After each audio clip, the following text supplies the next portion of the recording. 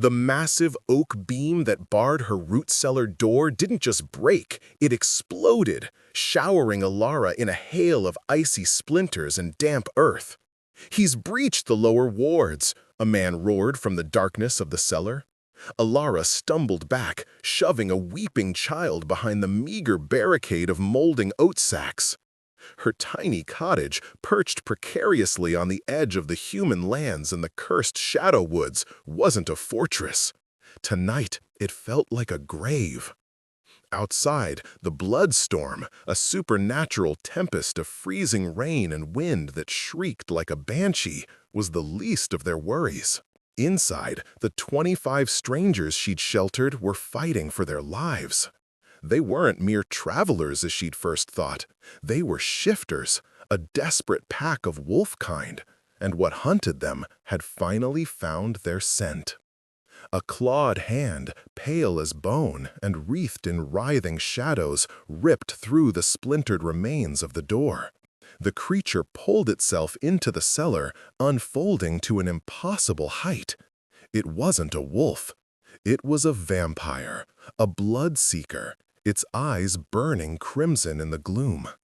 Alara raised the only weapon she had, her late husband's silver-tipped hunting knife. It felt impossibly small.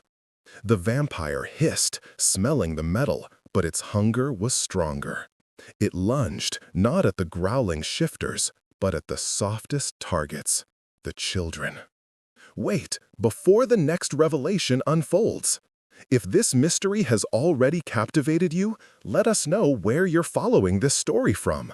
To ensure you don't miss unexpected claims, broken bonds, or awakenings under the moon, subscribe and stay close. Now, back to the scene. Alara didn't think, she reacted. She moved between the monster and the children, slashing upward with the silver knife. She was a poor widow, thin from a lean year, but her husband, Liam, had taught her how to handle a blade. She hadn't expected the result. The moment the silver touched the vampire's pale flesh, it didn't just cut, it ignited. The creature shrieked, a sound that cracked the very stones, as blue-white fire erupted along its arm, consuming the shadows. It recoiled, smashing its head against the low ceiling beams, and scrambled backward, half falling through the broken doorway and vanishing into the howling storm.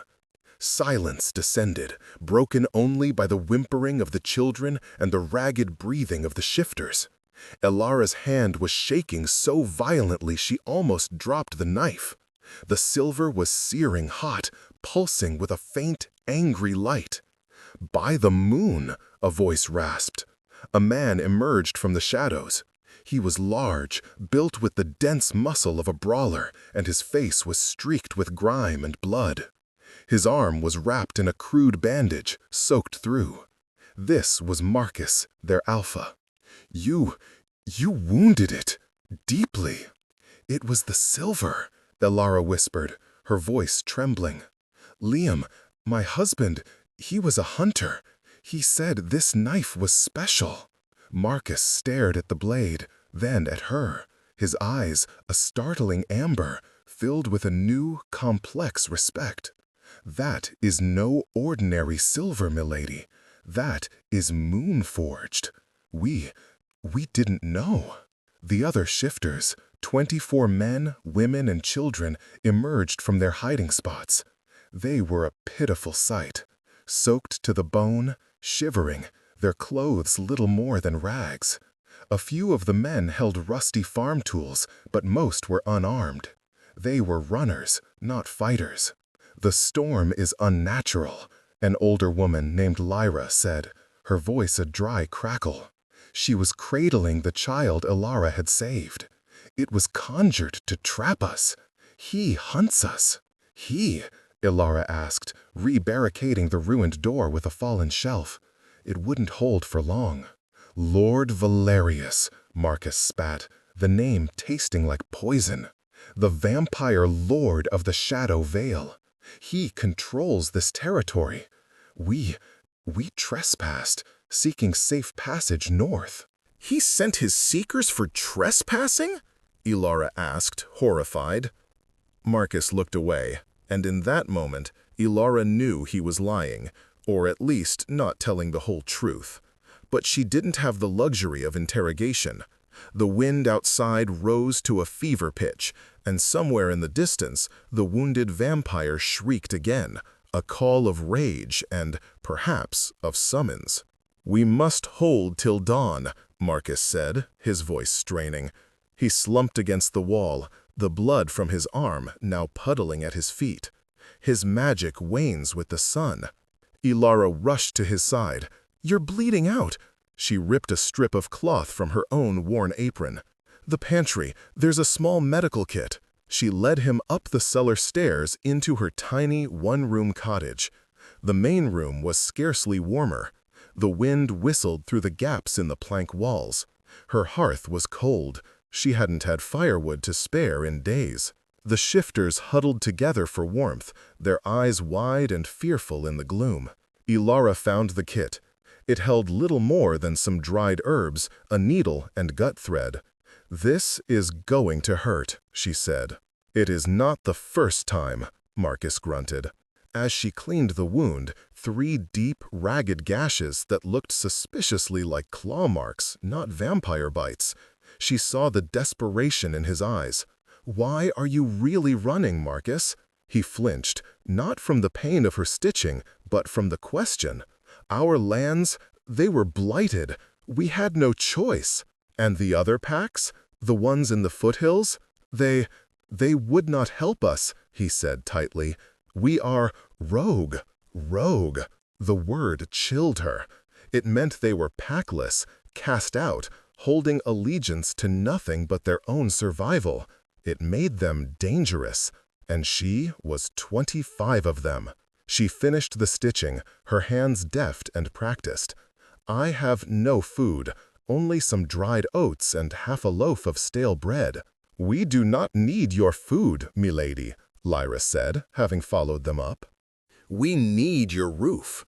The Bloodstorm is a soul killer. Without shelter, it saps the life from you, shifter or human. Your cottage, it has old wards." Ilara looked at her hearth. There was a small, worn stone embedded in the chimney, carved with a symbol. A rune of protection Liam had carved, my husband's work. He said it would keep out ill intent. "It is stronger than you know," Lyra murmured, touching the stone. "It is what masked our scent for so long. It is what's keeping that thing from just tearing the walls down." The night dragged on. The shifters took turns watching the broken cellar door and the flimsy front door. The wind howled, and twice more the seeker threw itself against the cottage, testing the wards. Each time, the rune on the hearthstone flared with a dull, protective light, and the creature retreated, shrieking in frustration. Ilara sat by the cold hearth, the silver knife in her lap. She was a poor widow. Her pantry was bare. Her cottage was half ruined. She was surrounded by desperate, starving shifters who were being hunted by a creature of nightmares. And yet, for the first time since Liam died, she was not alone. She was terrified, but she was not alone. She gave the children the last of the bread. She gave the wounded fighters the oat dust, mixed with her last bit of dried milk thistle to help their blood clot. She kept nothing for herself. Marcus sat beside her, his breathing shallow. "You have a warrior's heart, Ilara." "I have a widow's stubbornness," she replied, her voice rough with exhaustion. "I've lost everything I had to these woods. I will not let them take this house too." "Liam, he was a brave man to hunt these lands." "He was a fool," Ilara said, the bitterness surprising her. "He died chasing a shadow cat, or so the village elders said. Left me with nothing but this knife and a house full of debts." The grief was still there, a cold, hard stone in her chest. But tonight it was overlaid with a white-hot anger. As the first gray hint of dawn lightened the sky, the Bloodstorm broke.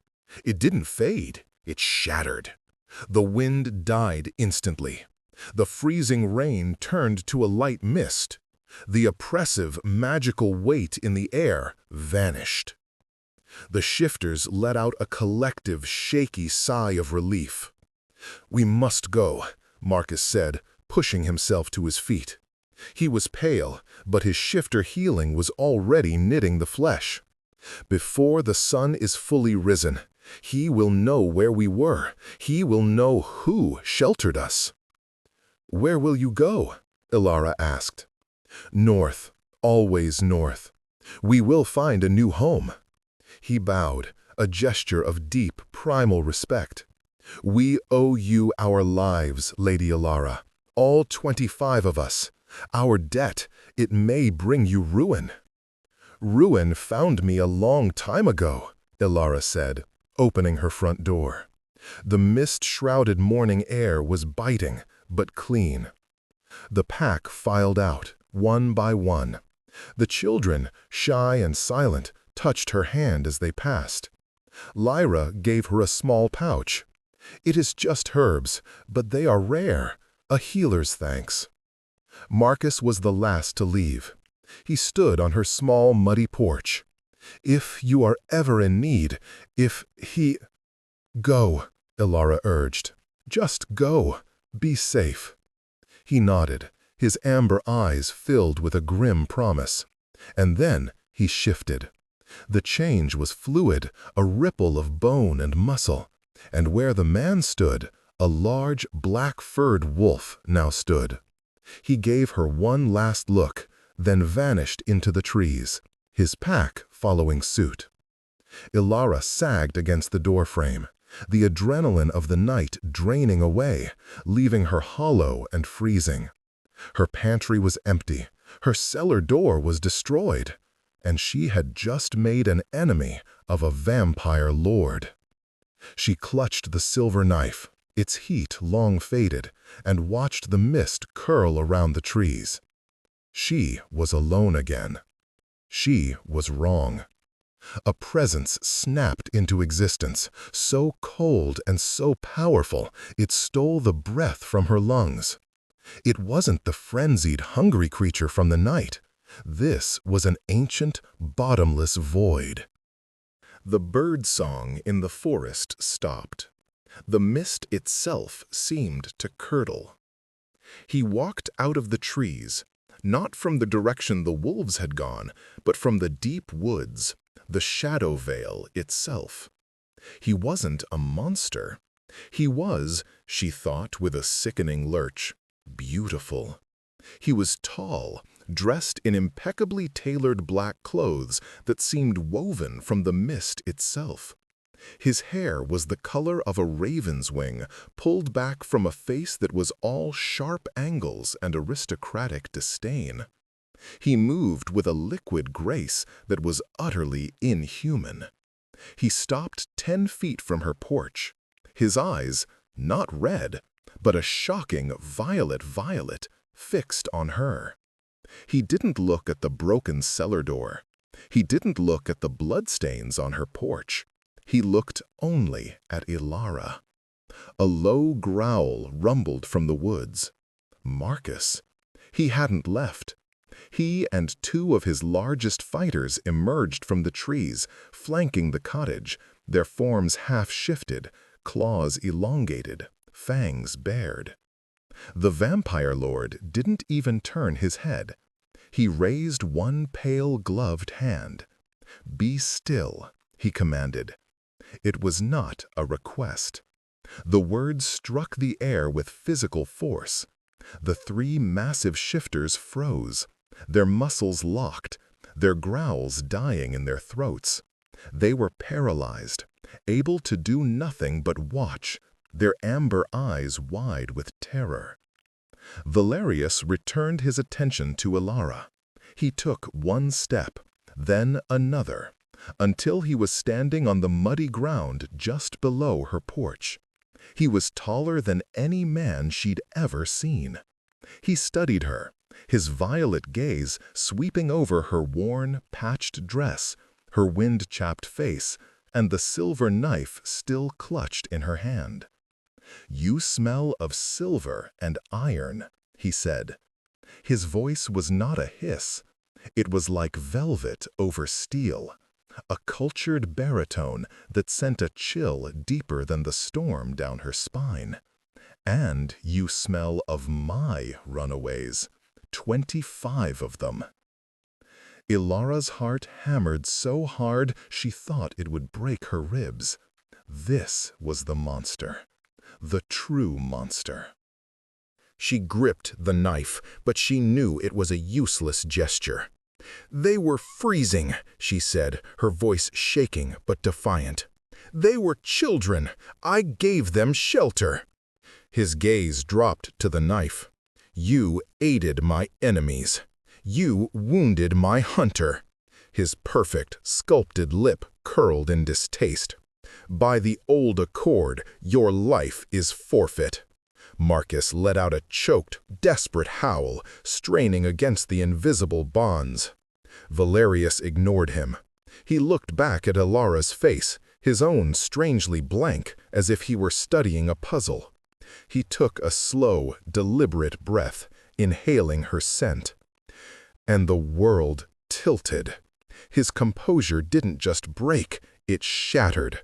His violet eyes widened, the pupils blowing wide, a flicker of something she could only describe as profound, agonizing shock flashing across his features.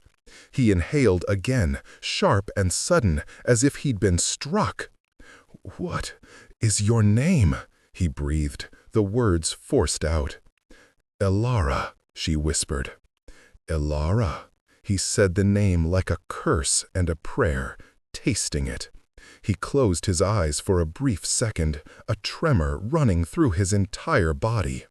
Then, before she could even process what was happening, Lord Valerius, the ancient, terrifying vampire lord of the Shadow Vale, sank to one knee in the mud at her feet. He bowed his head. The three shifters stared, their paralysis broken by sheer disbelief.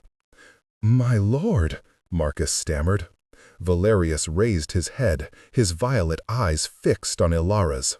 The disdain was gone, replaced by a burning, possessive intensity that terrified her far more. "The wolves may leave," Valerius said, his voice resonating with power. "They will not be hunted today. Their lives are spared." Ilara's knees went weak with relief. Marcus looked at her, his expression one of pure, dumbfounded awe, before he and his fighters retreated, vanishing into the woods for good. "But you, little widow," Valerius continued, rising to his full, imposing height. He never broke eye contact. "You are my concern. You harbored fugitives. You raised a weapon against my servant." You spared them," she said, confused. "The debt?" "The debt is paid," he said, softly, "by you." He took the final step, mounting her porch, forcing her to tilt her head back to look at him. "You will come with me to the Shadow Vale. You will answer for what you have done." "No," she said, clutching the knife. "I am a free woman. I am not yours to command." He smiled, a cold, devastating expression. "Are you not?" He reached out, not to grab her, but to gently trace the rune on the hearthstone beside the door. Old magic, human magic, meant to protect. He looked back at her. It failed. He offered his arm, as if he were a lord at a ball. "You can come with me on your feet, Ilara, or you can be carried. It makes no difference, but you are coming." She looked at her ruined cottage, her empty life. She looked at the terrifying, kneeling lord who had spared 25 lives for a reason she couldn't fathom. She had no choice. She had no sanctuary. "What are you?" she whispered, not as a question, but a plea. "I am your new reality," he said. He touched her arm. It wasn't a grab, just a light pressure, but the cold was absolute. It sank into her bones, into her very marrow. The world dissolved around her in a swirl of black mist and screaming shadows, and the last thing she saw was her tiny cottage, abandoned in the dawnlight. The transition was sickening. It felt like being pulled through a keyhole made of ice. Elara stumbled and fell to her knees, gasping on a floor of polished black marble. The air was cold, but still, carrying the scent of dust, old vellum, and something metallic, like dried blood. She was in a vast hall, so large her cottage could have fit into it 100 times. Arched ceilings soared into darkness, supported by pillars carved to look like skeletal trees. A single, massive fireplace dominated one wall, its flames burning a strange, cold blue. Valerius stood by the fire, warming his hands as if he were a normal man. "Welcome to the Shadow Vale, my home." "It's a dungeon," Elara spat, her courage returning with her anger. She got to her feet, still clutching the silver knife. "It is a sanctuary," he corrected, turning to her. In the blue light of the fire, his face was even more striking and more alien. "From a world that does not understand us. You, I think, are beginning to understand." "I understand nothing. You hunt shifters. You send monsters to tear down doors. "I maintain the balance," he interrupted, his voice sharp. "Those shifters, as you call them, were not innocent travelers. They were thieves. They came into my lands, broke into my home, and attempted to steal something that does not belong to them." Elara paused. "Marcus, he lied." "He did," Valerius said simply. "They are a rogue pack, cast out by their own kind for their fanaticism. They believe a relic in my keeping, the Moonstone Heart, belongs to them. They believe it can cure their curse." He sneered. "Fools. The stone does not cure. It stabilizes. It keeps the darkness in these woods from bleeding out into your precious human lands. Their attempt to steal it is what caused the Bloodstorm. They nearly doomed us all." Elara's hand, the one holding the knife, trembled. "They had children with them. And they would have sacrificed every single one of them to get what they wanted," Valerius said, his voice devoid of emotion. "I hunt them not for sport, Elara. I hunt them because they are a threat to the Accord." He gestured, and a door she hadn't seen opened. A small, hunched vampire servant entered, bowed, and placed a silver tray on a nearby table. It held a steaming pitcher, a cup, and a plate of bread and cheese. "You are not my prisoner," Valerius said. "You kidnapped me." "I relocated you," he countered, a flash of irritation in his violet eyes. "You are an anomaly. You wounded my hunter with a silver blade. You harbored my enemies. And yet I knelt." He stared at her, the intensity returning. "I have not knelt to anyone in 500 years. Why did you?" she demanded. "What did you see or smell?" "I smelled magic," he said, walking toward her. He stopped just out of her reach. "A charm, old and complex. It's woven around you like a shroud. But it's anchored to that." He pointed to the knife in her hand. Elara looked at the knife. It was just Lion's hunting blade, plain, with a leather-wrapped hilt and a silver inlaid tip. "My husband's knife." "Liam," Valerius said, his voice flat. Liam, the hunter. You knew him? I knew of him, Valerius said, a cold anger entering his tone. He was a fool, like the shifters. He hunted in my woods, breaking the truce time and again. He was obsessed.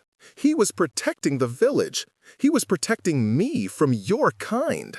Valerius laughed, a short, bitter sound that echoed in the vast hall. Was he? He gestured to the food. Eat, Elara. We have much to discuss, and you will want your strength. He left her then, vanishing through another shadow-wreathed doorway, leaving her alone in the massive, cold hall. She was starving. She hadn't eaten since the morning before. Warily, she approached the table. The drink was hot, spiced tea. The bread was fresh, the cheese sharp. She ate, the food warming her, chasing away the bone-deep chill. When she was finished, the hunched servant returned. "The master will see you in the library," it rasped, and led her from the hall. The Shadow Vale was a fortress of impossible architecture. Stairs spiraled in directions that made her head spin. Hallways were lined with portraits of people whose eyes seemed to watch her pass. It was silent, oppressive, and achingly lonely. The library was the opposite. It was warm, circular, and lined from floor to ceiling with thousands of books. A fire, this one a normal, cheerful orange, crackled in a hearth. Valerius was standing by a desk, not in his formal black coat, but in a simple white shirt and dark trousers. He looked younger, almost human.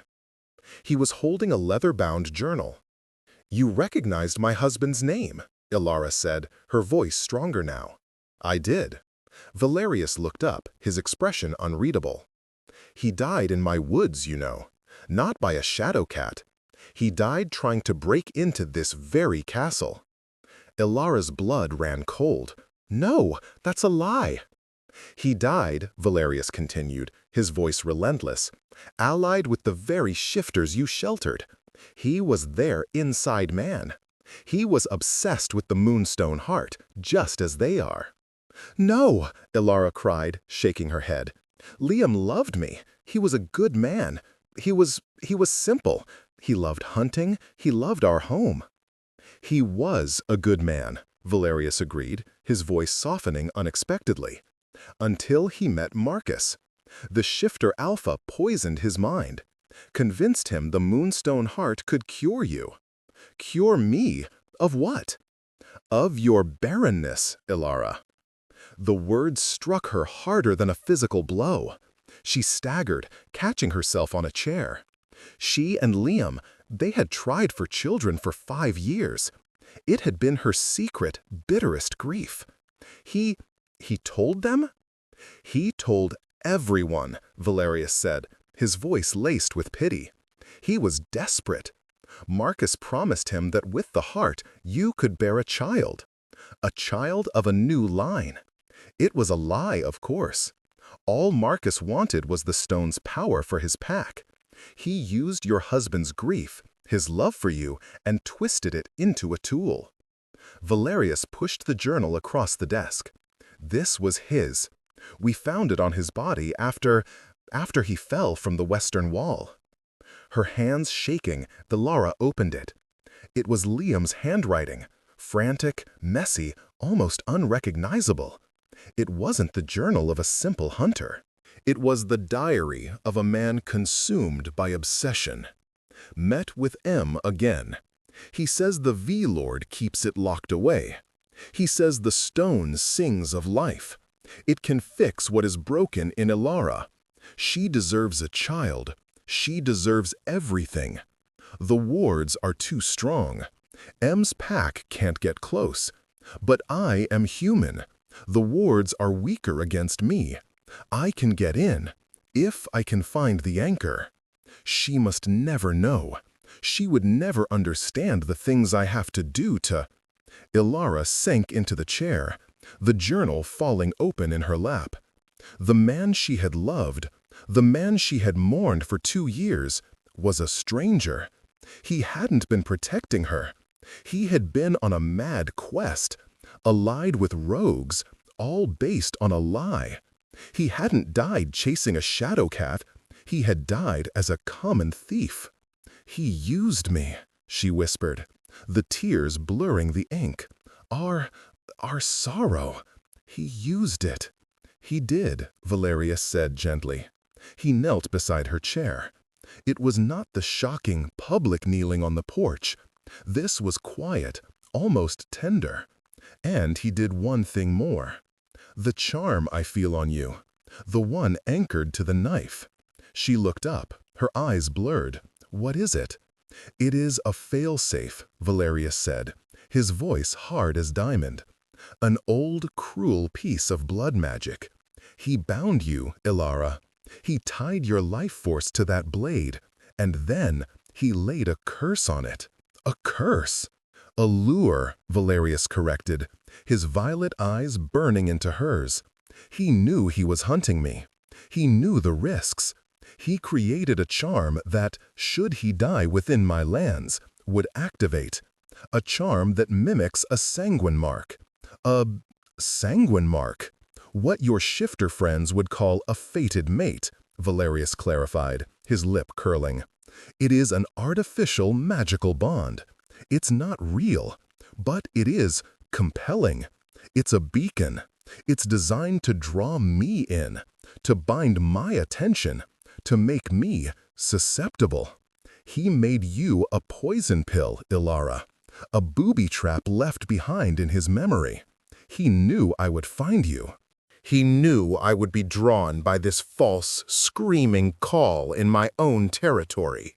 He intended for you to be my ruin, a distraction, a weakness, so that Marcus and his pack could return and finish the job." Ilara's world, already fractured, shattered completely. The kneeling, the shock, the sparing of the shifters, it wasn't for her. It was for this thing Liam had done. "When I knelt," Valerius continued, his voice a low growl, "I was not kneeling to you, Ilara. I was kneeling to the agonizing, false power of a dead man's vengeance.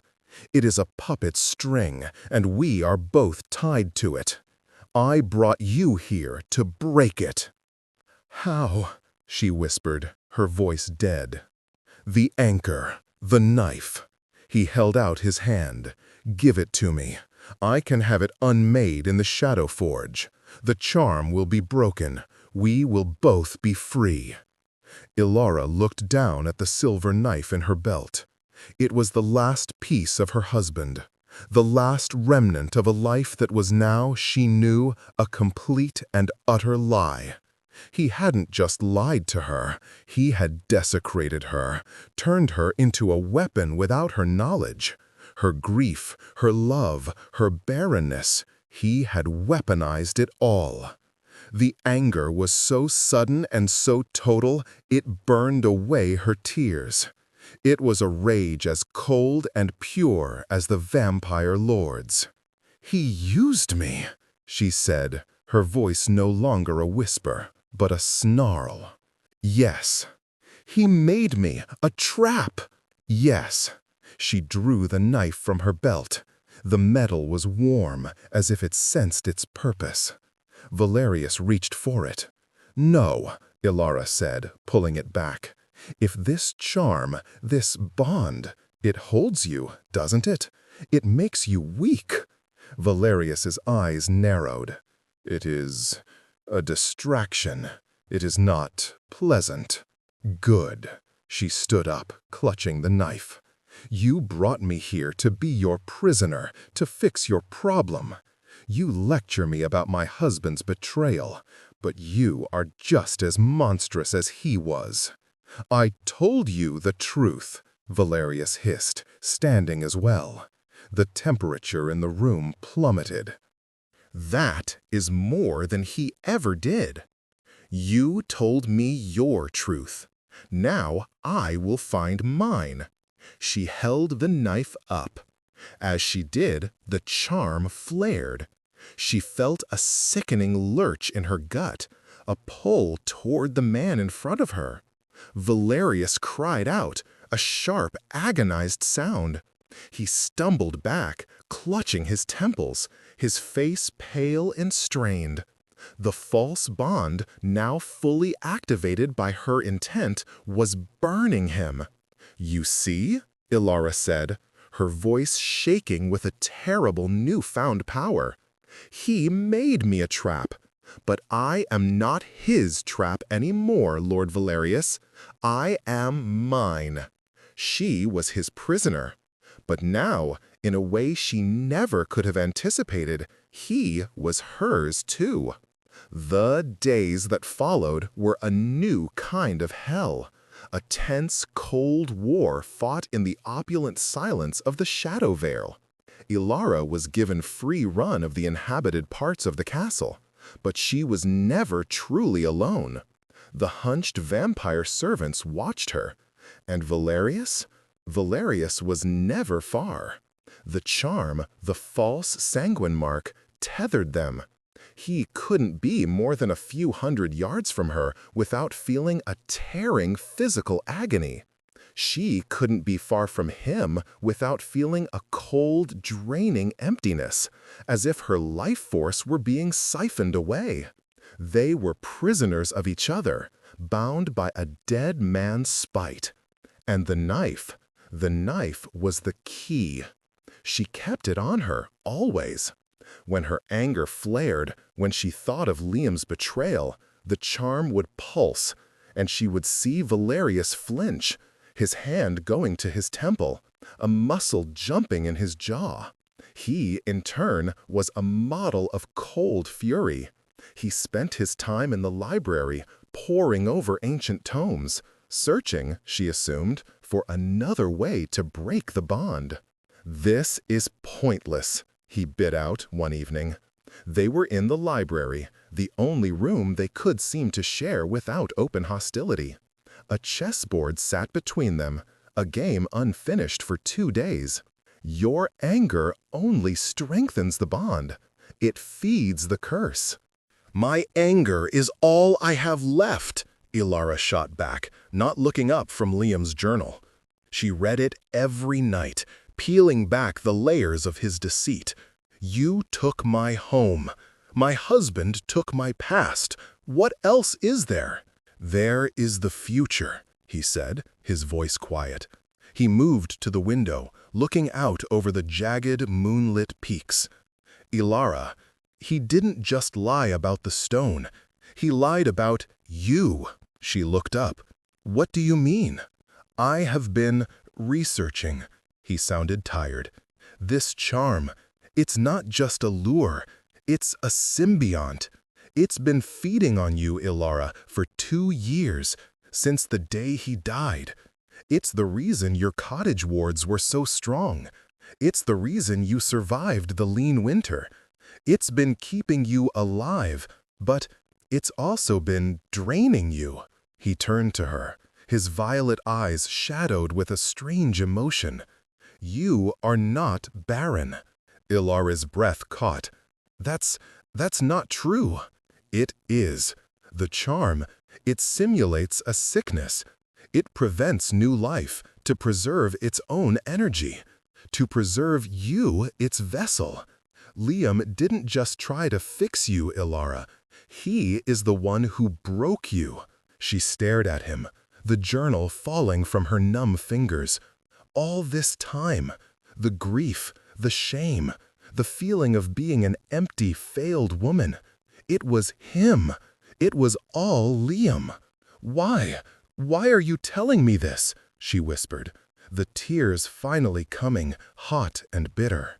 "Because I am tired of the lies," Valerius said, "and because this forced proximity, it has illuminated things." He walked to her, kneeling by her chair, just as he had before. But this time, there was no shock, no compulsion, just a deep, weary sadness. "This bond is false. We both know it. But the pain it causes is real. And the truth it has revealed, That is real too. You are not a trap, Ilara. You are a victim. He reached out, not for the knife, but for her hand. His fingers were cool, not icy, and they wrapped around hers. Let me destroy it. Not for me, for you. Let this end. She looked at his face, the ancient lines of power and the new, raw vulnerability. She saw the truth in his eyes. He was as much a prisoner as she was. Before she could answer, a blood-curdling howl echoed from the valley below. Not the shriek of a vampire, but the baying of a wolf. A lot of wolves. Valerius shot to his feet, his face instantly hardening into the mask of the vampire lord. His back. He raced to the balcony, Ilara right behind him. The valley, the main approach to the Shadow Vale, was swarming. Not with 25 shifters, but with what looked like 100. Marcus had returned, and he had brought allies. They were carrying torches and crude siege weapons. "How?" Ilara breathed. "You said they were rogue." "He must have promised them the stone," Valerius snarled. "Promised them power. They are fools, all of them." An alarm bell began to toll, a deep, resonant clang that vibrated in her bones. Vampire sentinels, clad in dark plate armor, were appearing on the castle walls, armed with crossbows. "You must go," Valerius commanded, grabbing her arm, "to the inner keep." "No," Ilara said, pulling free. This is my fight too. He's here because of Liam, because of me." "You will die," he said, his voice flat. "Then I will die free," she retorted, her hand gripping the silver knife. A massive wolf, larger than the others, with black fur and raging amber eyes, stepped forward. Marcus. He was in his full wolf form. He howled, and the siege began. The shifters charged the main gate, a wave of fur and claws. "They're using the torches to counter your shadows," Ilara noted, her mind surprisingly clear. "They are clever, but they are still mortal." He drew a long, slender blade from a sheath at his back. "Stay behind me, and do not, under any circumstances, drop that knife." The battle was brutal. The shifters were fast and strong, scaling the lower walls, their claws finding purchase in the ancient stone. The vampire guards were methodical, firing silver-tipped bolts that sent shifters tumbling back with burning wounds. Valerius was a whirlwind of death. He moved faster than her eye could follow, a black shadow dealing precise, lethal blows. But for every shifter he cut down, 2 more seemed to take its place. Marcus and a small band of his elite fighters broke through a postern gate, flooding into the main hall, the very hall where Ilara had first arrived. "The library!" Valerius roared, grabbing her and pulling her back. "The vault is below it!" They raced to the library, barricading the heavy oak doors. They could hear the shifters splintering the wood, howling in triumph. "He's here for the stone," Valerius said, breathing heavily. He was uninjured, but the effort of fighting, combined with the constant, agonizing pull of the false bond, was draining him. "He knows the vault is near." "And he's here for this," Ilara said, holding up the knife. The doors exploded inward, and Marcus, back in his half-human form, stalked into the room. He was bleeding from a dozen wounds, but his eyes were bright with fanaticism. "The widow," he snarled, pointing at her, "and the leech lord. Give her to me, vampire, and the stone, and I might let you live to see another night." "You will have neither," Valerius hissed, placing himself between Ilara and the wolf. "Don't you understand?" Marcus laughed, a grating sound. "Liam's last gift wasn't just a lure, you fool. It's a key. The charm on that knife, it's tied to the wards of the vault. She is the only one who can open it." Valerius froze. He looked back at Ilara, his eyes wide with a new, dawning horror. It wasn't just a trap. It was a key. Liam, in his madness, had found the one way in. Ilara, Valerius said, his voice low and urgent, do not listen to him. It's true, isn't it? Marcus sneered. He's been lying to you, Ilara. He wants to destroy the knife to keep his precious stone safe. He doesn't care about you. Liam wanted you to have power. He wanted you to be cured. Give me the knife and we can take the stone together. We can fulfill his last wish. Ilara looked at Marcus, his face contorted with greed. She looked at Valerius, his face a mask of pale, desperate fury. And she looked at the knife in her hand. Her past, a lie. Her future, a prison. Liam's wish, Marcus's greed, Valerius' truth. She saw it all with horrifying clarity. Liam hadn't just used her. He had set this all in motion. Marcus was just another man trying to use her as a tool. And Valerius? Valerius, the monster, the vampire, was the only one who had offered her the truth. The only one who had offered her a choice. He's right, Ilara said, her voice clear and cold. Valerius's face tightened in betrayal. It is a key, she said, walking forward. Ilara, no, Valerius warned. Marcus's eyes lit with triumph. Yes, girl, give it to me. Ilara walked past Valerius. She stopped just in front of Marcus. She held the knife up. Liam's last gift, she said. And then, with all her strength, she turned and threw the silver knife not at Marcus, but straight into the roaring orange flames of the library fireplace. No! Marcus and Valerius roared at the same time. The effect was instantaneous. The fireplace wasn't a normal fire. Ilara had realized it was the Shadow Forge Valerius had mentioned, the place where he unmade things. The silver knife, the anchor of the curse, hit the magical flames and dissolved. It didn't melt, it unraveled. A shockwave of pure energy exploded from the hearth. It slammed Ilara backward, sending her crashing into a bookshelf. It hurled Marcus and his shifters across the room, smashing them into the far wall. And Valerius screamed. It was not a sound of pain. It was a sound of pure, agonizing release. The false bond, the artificial curse, shattered into a million pieces. The tether was cut. Ilara gasped, the breath knocked from her. The draining, leeching feeling she'd lived with for 2 years vanished. She felt light. Marcus, dazed, staggered to his feet. He saw the knife was gone. He saw his prize, his key, had been destroyed. His face twisted in pure, animalistic rage. "You, witch!" he howled and lunged at Ilara. He never made it.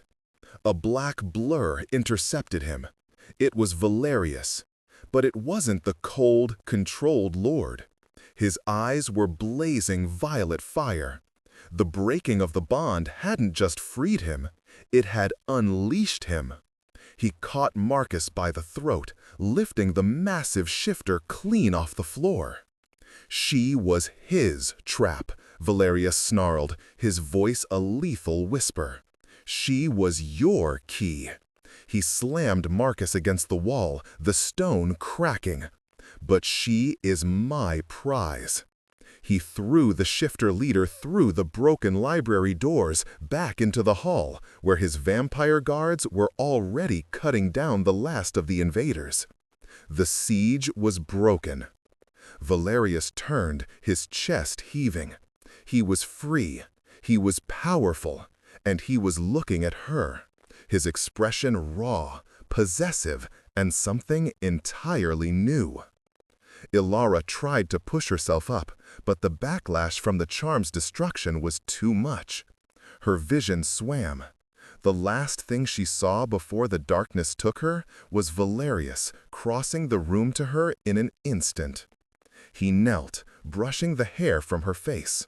"Foolish, brave woman," he murmured. He bit his own wrist, a line of dark blood welling up. "And I do not let my prizes go." He pressed his bleeding wrist to her lips. The taste was metallic, electric, and overwhelmingly alive. Umk. Ilara awoke to softness. She was in a bed, a massive four-poster draped in dark velvet, but the sheets were fine linen.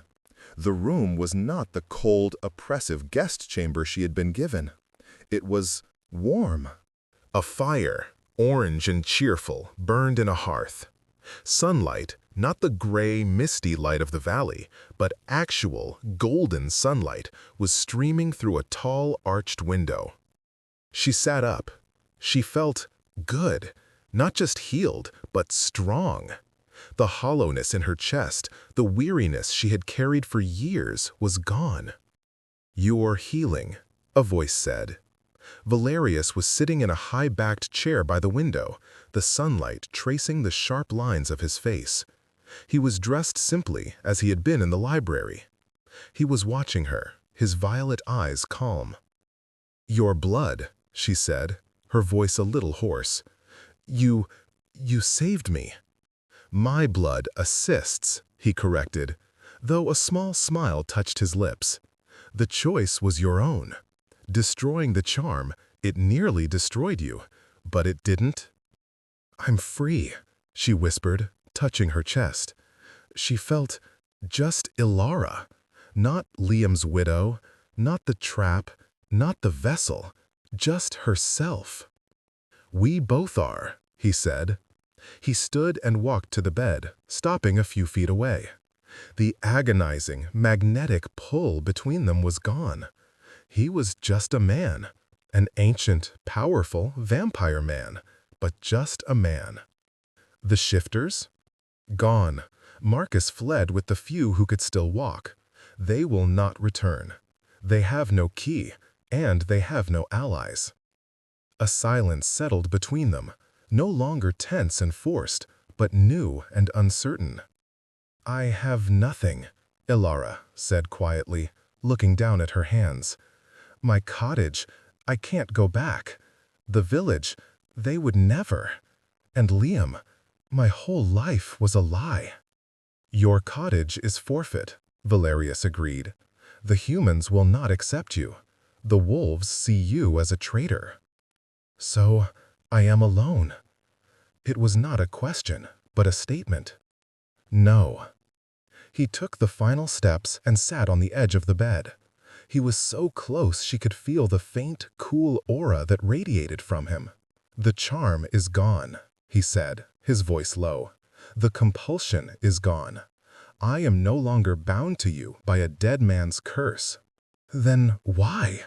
"Why am I here? Why save me?" He looked at her, his gaze unwavering, and for the first time she saw no shadows in his eyes, no disdain, no ancient burden. Just him. "Because for the first time in 500 years, I was surprised," he said, his voice soft. "You, a human widow with an empty pantry and a stolen past, faced down my hunter. You defied a rogue alpha.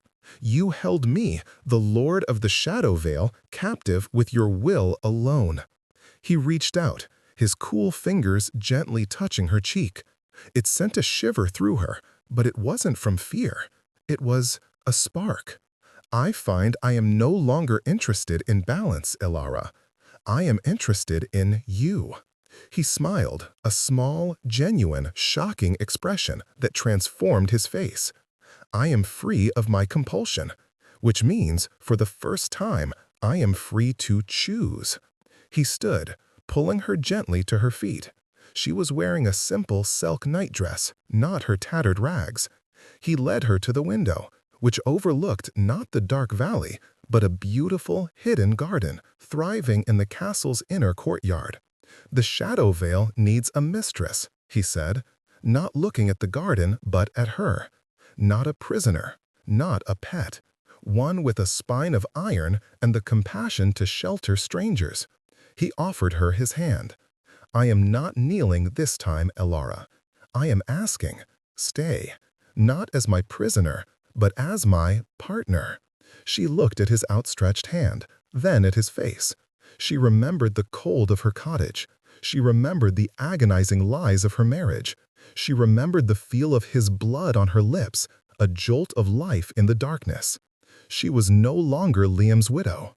She was no longer the poor, shunned woman on the edge of the woods. She placed her hand in his. His fingers closed around her, cool and strong and steady.